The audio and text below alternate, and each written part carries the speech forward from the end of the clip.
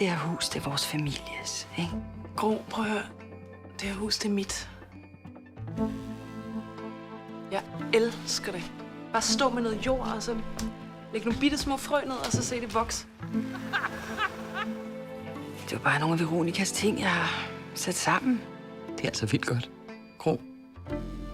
Tror du, det er mig? Du kan få den for 370, fordi det er dig. Det er en skitse. De tager røven på dig. Nej, de gør ikke, far. Jeg har kæmpet og kæmpet for det her. Det er dig, der har ødelagt det hele. Hvor meget har du sendt ned til ham? Jamen, det er mine penge. Dit morkompleks. Hvorfor skal jeg betale for det? Han har ikke andre end os. Han er din lillebror, Frederik. Lillebror. Altså, vi er en familie, ikke?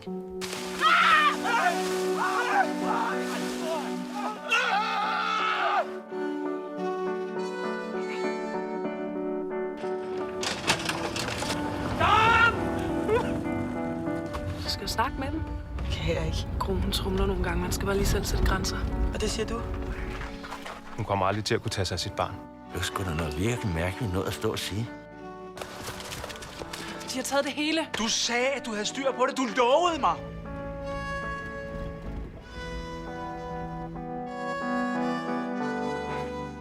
Du skal gå væk. Du skal ikke følge efter mig. Bare stop det nu! Frederik. Der har simpelthen ikke været andet end splid, siden du dukkede op.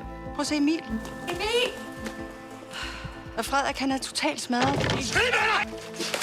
er fuldstændig ligeglad med dig. Du er en del af det her, ligesom alle os andre, uanset hvad fanden du vil eller ej. Du har gået og snydt os. Du vil bare ikke tage ansvar for det, du har lavet. Ja, for det er aldrig lille Signes skyld. Vi har alle tre levet i skyggen af dig. Far, stop! Jeg forstår simpelthen ikke, hvordan du kan gøre det her mod mig. Er du fuldstændig idiot? Du skal fandme ikke sige hold op til mig!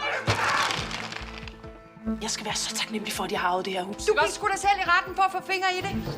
Du har løsningen lige der, ikke også? Du kan hjælpe hende, og hjælpe hende. Kan det ikke mere? Og det hjælp. Det hele falder fra hinanden nu.